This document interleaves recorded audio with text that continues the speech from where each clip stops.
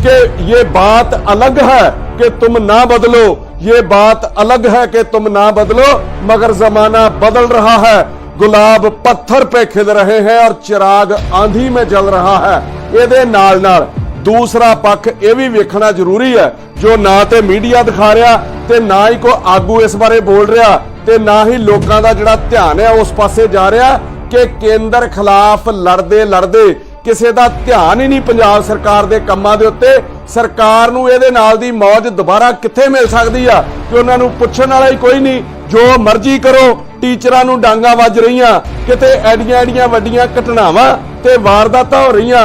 इस अंदोलन दी आड़ दे विच सरकार दे मंत्री अफसर जिन्नी भी अफसरशाही आ अन्ने वाह घपड़े कर रहे हैं, क्योंकि उन्हां नूं पता ना किसी ने मुद्दा चुकना ते ना किसी ने सुनना। दुख इस गल दा कि इन्ना नुकसान इन्नियां जानां जाण दे बावजूद भी कोई भी इंसान, चाहे वह धार्मिक है, चाहे वह कलाकार है, चाहे वह सियासी है, चाहे वह किसी भी खिते का, कोई भी समझौते वाले पासे जाण दी गल ही नहीं कर रहा, क्योंकि बनया बनाया मंच मिलिया है उन्होंने और हर इंसान यही कह रहा फड़ लवांगे, ढा लवांगे, मार देंगे, उत्थे वड़ जांगे, आ कर देंगे।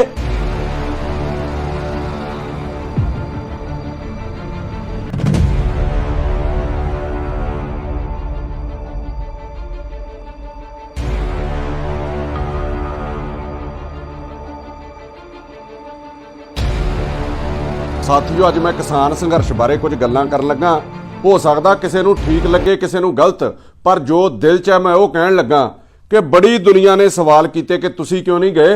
मैं बड़ा स्पष्ट जिहा बंदा वां, दिल मेरा भी बहुत करदा कि मैं उत्थे अपने अन्नदाता दे कोल जावां, पर जिवें शुरू च ही जथेबंदियां वल्लों कहा गया कि सियासतदान दूर रहण इस संघर्ष तो, फिर मेरी आदत नहीं है कि जबरदस्ती जां बशर्म बन के किसी दे मोढे रख के अपनी बंदूक चलाउंदा फिरां। सो कोई जी उत्थे तुहाडा विरोध करे, इहदे नालों मैं इत्थे रहना ज़्यादा बेहतर समझिया और इत्थे रह के अपनी आवाज़ बुलंद करने की कोशिश की। सो किसी शायर ने भी कहा कि जगह की कैद नहीं थी, जगह की कैद नहीं थी, कोई कहीं बैठे, जहां मुकाम हमारा था हम वहीं बैठे। अमीरे शहर के आने पे उठना पड़ता है, लिहाजा अगली सफ़ों में हम कभी नहीं बैठे। सो माफी चाहना उत्थे ना जान करके। अज एक महीना मतलब 30 दिन हो गए, 30 दिन के करीब दिल्ली धरने नूं, और जिन्ने दिन हो गए उन्नियां ही मौतां हो चुकियां उस संघर्ष दे विच। रोज एक जान जा रही है। जिन्हां लोकां दी जान गई उन्हां लोकां लई भी मैं 2 शब्द जरूर कहूंगा कि शहादत का नशा सबके लहू में हो नहीं सकता, शहादत का नशा सबके लहू में हो नहीं सकता। ये नजराना हमेशा साहिबे ईमान देते हैं और वतन से प्यार करने का दावा तो सभी करते हैं, वतन को चाहने वाले वतन पे जान देते हैं। इस कोई दूजी रह नहीं कि इस संघर्ष ने एक गल साबित कर दी कि पंजाबी बड़े जोश वाले, ताकत ते जबर दे विरुद्ध जिहड़ा लड़ना जानते हैं, उन्होंने कोई डरा नहीं सकता। वक्री पछाण दिती इस संघर्ष ने पंजाबियों नूं, ते दूजा पंजाब दे सियासी लीडरां नूं उन्हां दी औकात विखा दिती इस संघर्ष ने कि तुहाडे बिना आवाम अपने हक्कां लई लड़ना ते अपने हक लैणे जानदा। और जिथे केंद्र सरकार पिछले 7 सालां तो जनता दे उपर मनमर्जी दे नाल अपने फैसले थोपी जा रही है, पंजाबियों ने इस संघर्ष ने यह संघर्ष करके बाकी देशवासियों नूं हक्कां दी लड़ाई लड़न दी सेध दिती और केंद्र सरकार नूं यह दस दिता कि ये बात अलग है कि तुम ना बदलो, ये बात अलग है कि तुम ना बदलो, मगर जमाना बदल रहा है।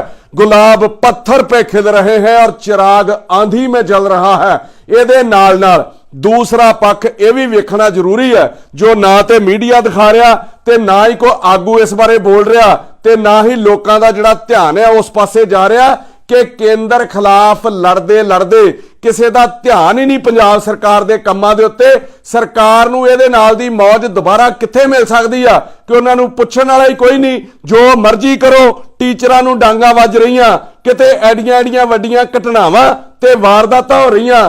इस अंदोलन दी आड़ दे विच सरकार दे मंत्री अफसर जिन्नी भी अफसरशाही आ ਅੰਨ੍ਹੇਵਾਹ ਘਪਲੇ ਕਰ ਰਿਹਾ, ਕਿਉਂਕਿ ਉਹਨਾਂ ਨੂੰ ਪਤਾ ਨਾ ਕਿਸੇ ਨੇ ਮੁੱਦਾ ਚੁੱਕਣਾ ਤੇ ਨਾ ਕਿਸੇ ਨੇ ਸੁਣਨਾ। ਕਿਉਂਕਿ ਸਵੇਰੇ ਸਵੇਰੇ ਜਦੋਂ ਅਖਬਾਰ ਵੀ ਖੋਲੀ ਦੀ ਆ, ਪਰਿਵਾਰ ਸਾਰੇ ਹੀ ਜਿੰਨੇ ਵੀ ਲੋਕ ਆ, ਜਿੰਨੇ ਵੀ ਵਰਗਾਂ ਦੇ ਆ, ਚਾਹੇ ਉਹ ਟੀਵੀ ਦੇਖਦੇ ਆ, ਉਹਨਾਂ ਦੇ ਮਨ 'ਚ ਇੱਕ ਹੀ ਗੱਲ ਹੈ ਕਿ ਕਿਸਾਨ ਸੰਘਰਸ਼ ਦਾ ਕੀ ਬਣਿਆ। ਔਰ ਇਹਦੀ ਆੜ ਦੇ ਵਿੱਚ ਕੋਈ ਵੀ ਮੁੱਦਾ ਜਿਹੜਾ ਹੋਰ ਸਾਹਮਣੇ ਨਹੀਂ ਆ ਰਿਹਾ। ਬਾਕੀ ਸਾਰੇ ਹੀ ਮੁੱਦੇ ਜਿਹੜੇ ਉਹ ਠੱਪ ਹੋ ਕੇ ਰਹਿ ਗਏ।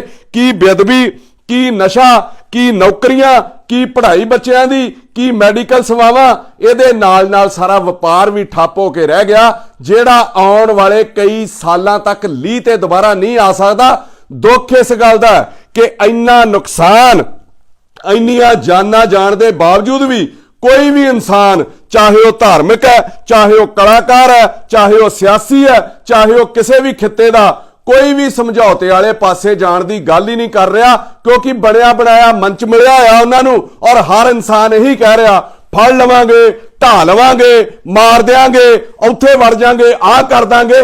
ਕਾਰਨ ਕੀ ਹੈ? ਮੇਰੀ ਗੱਲ ਅੱਜ ਨੋਟ ਕਰ ਲਓ ਕਿ ਸਮਾਂ ਬਹੁਤਾ ਦੂਰ ਨਹੀਂ, ਇਹ ਆਉਣ ਵਾਲੀ ਫਰਵਰੀ 2022 ਦੇ ਵਿੱਚ ਪਤਾ ਲੱਗ ਜਾਊਗਾ ਕਿ ਇਸ ਸੰਘਰਸ਼ ਦੀ ਆੜ 'ਚ ਕਿੰਨੇ ਬੰਦੇ ਕਿਹੜੀ ਕਿਹੜੀ ਸਿਆਸੀ ਪਾਰਟੀ 'ਚ ਚਲੇ ਗਏ ਤੇ ਕਿੱਥੋਂ ਕਿੱਥੋਂ ਇਲੈਕਸ਼ਨ ਲੜੇ।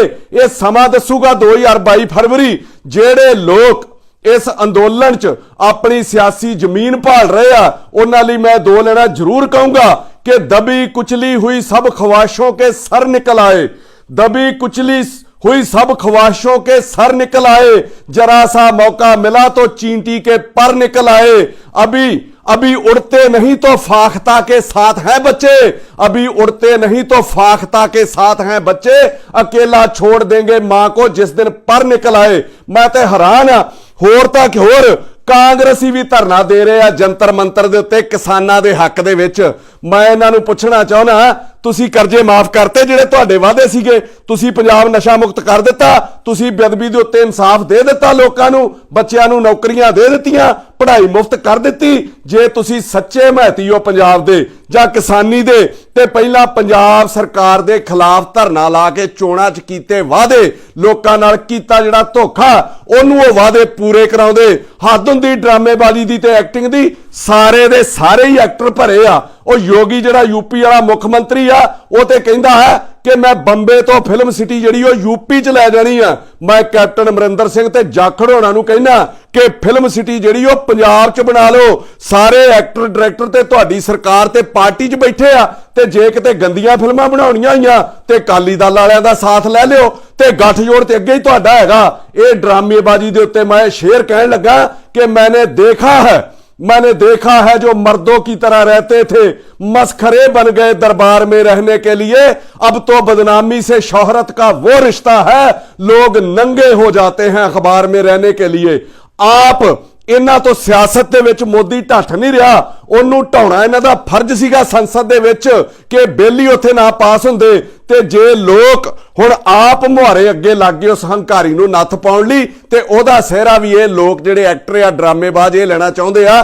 ਜੇ ਕਾਂਗਰਸ ਇੰਨੀ ਸੁਹਿਰਦ ਹੈ ਕਾਂਗਰਸ ਕਿਸਾਨਾਂ ਦੇ ਲਈ, ਤੇ ਮੈਂ ਰਾਹੁਲ ਗਾਂਧੀ ਇੱਕ ਬਿਆਨ ਜਾਰੀ ਕਰੇ ਕਿ ਜਿਹੜੇ ਕਾਂਗਰਸੀ ਪਰਿਵਾਰਾਂ ਦੇ ਲੋਕ ਅਡਾਨੀ ਤੇ ਅਬਾਨੀ ਦੀਆਂ ਕੰਪਨੀਆਂ ਦੇ ਵਿੱਚ ਕੰਮ ਕਰਦੇ ਆ, ਉਹ ਅਸਤੀਫੇ ਦੇ ਕੇ ਘਰਾਂ ਨੂੰ ਆ ਜਾਣ। ਤੇ ਜਿਹੜੇ ਕਾਂਗਰਸੀ ਆਗੂਆਂ ਦੇ ਪੈਟਰੋਲ ਪੰਪ ਆ ਜਾਂ ਹੋਰ ਕੰਮਾਂ ਦੇ ਵਿੱਚ ਹਿੱਸੇਦਾਰੀ ਆ ਅਬਾਨੀਆਂ ਦੇ ਨਾਲ, ਨਾ ਉਹਨਾਂ ਨੂੰ ਐਮਐਲਏ ਦੀ ਟਿਕਟ ਦਿੱਤੀ ਜਾਊਗੀ, ਨਾ ਉਹਨਾਂ ਨੂੰ ਐਮਪੀ ਦੀ ਟਿਕਟ ਦਿੱਤੀ ਜਾਊਗੀ, ਨਾ ਉਹਨਾਂ ਨੂੰ ਪਾਰਟੀ ਦੇ ਵਿੱਚ ਕੋਈ ਅਹੁਦਾ ਦਿੱਤਾ ਜਾਊਗਾ। ਮੇਰੀ ਕਿਸਾਨ ਜਥੇਬੰਦੀਆਂ ਨੂੰ ਵੀ ਕੋਈ ਬੇਨਤੀ ਹੈ ਕਿ ਇਹ ਲੋਕ ਤੁਹਾਨੂੰ ਵਿਖਾਉਣ ਲਈ ਡਰਾਮੇ ਕਰ ਰਹੇ ਆ। ਤੁਸੀਂ ਪਹਿਲਾਂ ਹੀ ਬੜੀ ਸੂਝ-ਬੂਝ ਦੇ ਨਾਲ ਕੰਮ ਕਰ ਰਹੇ ਹੋ। ਮੈਂ ਕੁਝ ਬੇਨਤੀਆਂ ਕਰਨ ਲੱਗਾ ਤੁਹਾਨੂੰ ਸਲਾਹ ਦੇਣੀ, ਤੇ ਮੈਨੂੰ ਐ ਲੱਗਦਾ ਜਿਵੇਂ ਸੂਰਜ ਨੂੰ ਦੀਵਾ ਦਿਖਾਉਣ ਵਾਲੀ ਗੱਲ ਹੈ।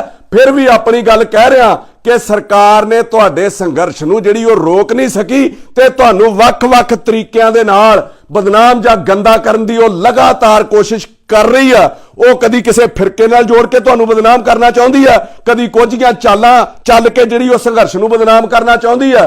ਪਰ ਸਰਕਾਰ ਦਾ ਵਸ ਨਹੀਂ ਚੱਲ ਰਿਹਾ, ਕਿਉਂਕਿ ਤੁਸੀਂ ਜੋਸ਼ ਨਾਲੋਂ ਹੋਸ਼ ਨਾਲ ਜ਼ਿਆਦਾ ਜਿਹੜਾ ਉਹ ਕੰਮ ਕਰ ਰਹੇ ਹੋ। ਮੇਰੀ ਨਜ਼ਰ ਦੇ ਵਿੱਚ ਸੰਘਰਸ਼ ਦੀ ਜਿੱਤ ਇਹ ਨਹੀਂ ਹੈ ਕਿ ਆਪਾਂ ਬੈਰੀਅਰ ਤੋੜੇ ਜਿੱਤ ਇਹ ਹੈ ਕਿ ਹਰ ਵਰਗ ਦੀ ਜਿਹੜੀ ਹਮਦਰਦੀ ਆ ਉਹ ਤੁਸੀਂ ਜਿੱਤੀ ਹੈ। ਪੰਜਾਬ ਕੀ ਪੂਰਾ ਵਿਸ਼ਵ ਜਿਹੜਾ ਤੁਹਾਨੂੰ ਅੱਜ ਦੀ ਤਰੀਕ ਦੇ ਵਿੱਚ ਪਿਆਰ ਕਰ ਰਿਹਾ ਔਰ ਤੁਹਾਡੀਆਂ ਮੰਗਾਂ ਨੂੰ ਜਾਇਜ਼ ਠਹਿਰਾ ਰਿਹਾ। ਸਰਕਾਰ ਨੂੰ ਮੈਂ ਕਹੂੰਗਾ ਕਿ ਸਰਕਾਰ ਗੱਲਬਾਤ ਕਰੇ ਕਿਸਾਨਾਂ ਦੇ ਨਾਲ, ਕੁਝੀਆਂ ਚਾਲਾਂ ਨਾ ਚੱਲੇ, ਉਹਨਾਂ ਨੂੰ ਉਲਝਾਉਣ ਦੀ ਕੋਸ਼ਿਸ਼ ਨਾ ਕਰੇ। ਸਰਕਾਰ ਦੀ ਹਾਲਤ ਦੇ ਉੱਤੇ ਮੈਂ ਇਹ ਕਹੂੰਗਾ ਕਿ ਜੇ ਇਹਨਾਂ ਦਾ ਵਸ ਨਹੀਂ ਚੱਲ ਰਿਹਾ ਕਿ ਨਸੀਬ ਬਿਗੜਾ ਤੋਂ ਗੂੰਗੇ बुराई करने लगे, नसीब बिगड़ा तो गूंगे बुराई करने लगे, हमारे कद के बराबर ना आ सके जो लोग तो हमारे पांव के नीचे खुदाई करने लगे।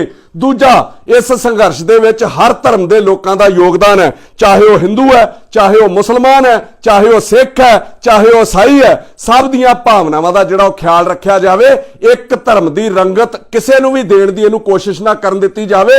सिर्फ ते सिर्फ किसानी दा झंडा जिहड़ा उत्थे बुलंद रखिया जावे, क्योंकि अपने अपने धर्म दे विच कई बहुत कट्टर लोग हुंदे आ, ना ते वो दूजे दे धर्म स्थान ते जाना पसंद करदे आ ते ना ही दूजे दे धर्म दे झंडे दी गवाही वो कबूलदे आ। तीजा नंबर कि थल्ले कोई की बोलदा ਇਹਦੇ ਨਾਲ कोई फर्क नहीं पैंदा, पर किसान स्टेज तो किसान आगू ਜਿਹੜੇ ਆ ਉਹ ਉੱਥੇ ਕੋ ਜੇ ਕੋ ਬੋਲਣ ਆਉਂਦਾ ਤੇ ਉਹਨੂੰ ਇਹ ਦੱਸਿਆ ਜਾਵੇ ਕਿ ਭਾਸ਼ਾ ਦੀ ਥੋੜੀ ਮਰਿਆਦਾ ਜਿਹੜੀ ਉਹ ਰੱਖੀ ਜਾਵੇ, ਕਿਉਂਕਿ ਜਿੰਨੇ ਵੀ ਬੁਲਾਰੇ ਆਉਂਦੇ ਆ ਉਹਨਾਂ ਚੋਂ ਕੋਈ ਜਿਹੜੀ ਉਹ ਗੱਲ ਆ ਉਹ ਸ਼ੁਰੂ ਤੇ ਕਰਦੇ ਆ ਗੁਰੂ ਸਾਹਿਬ ਦੀਆਂ ਜੰਗਾਂ ਤੋਂ ਤੇ ਮੁੜ ਕੇ ਥੱਲਿਓ ਤਾੜੀਆਂ ਮਰਾਉਣ ਲਈ, ਤਾੜੀਆਂ ਸੁਣਨ ਲਈ ਜੋ ਮਨ ਚ ਆਉਂਦਾ ਉਹ ਬੋਲਣਾ ਸ਼ੁਰੂ ਕਰ ਦਿੰਦੇ ਆ। 2-3 ਦਿਨ ਪਹਿਲਾਂ ਮੈਂ ਸਟੇਜ ਤੋਂ ਸੁਣਦਾ ਸੀਗਾ, ਇੱਕ ਬੁਲਾਰਾ ਕਹਿ ਰਿਹਾ ਸੀਗਾ ਉਹ ਤੇਰੇ ਜੀਜੇ ਆ ਗਏ, ਤੇਰੇ ਫੁੱਫੜ ਆ ਗਏ। ਦੁੱਖ ਲੱਗਾ ਕਿ ਕਿਸੇ ਨੂੰ ਹੋਰ ਜੋ ਮਰਜ਼ੀ ਕਹਿ ਲੋ, ਕੁੱਤਾ ਕਹਿ ਲੋ, ਬਾਂਦਰ ਕਹਿ ਲੋ, ਜਾਨਵਰ ਕਹਿ ਲੋ, ਕਿਸੇ ਨੂੰ ਰਿਸ਼ਤਿਆਂ ਦੀ ਗਾਲ ਨਾ ਕੱਢੀ ਜਾਵੇ, ਕਿਉਂਕਿ ਉਹਦੇ ਪਰਿਵਾਰ ਦਾ ਕੋਈ ਕਸੂਰ ਨਹੀਂ ਹੁੰਦਾ।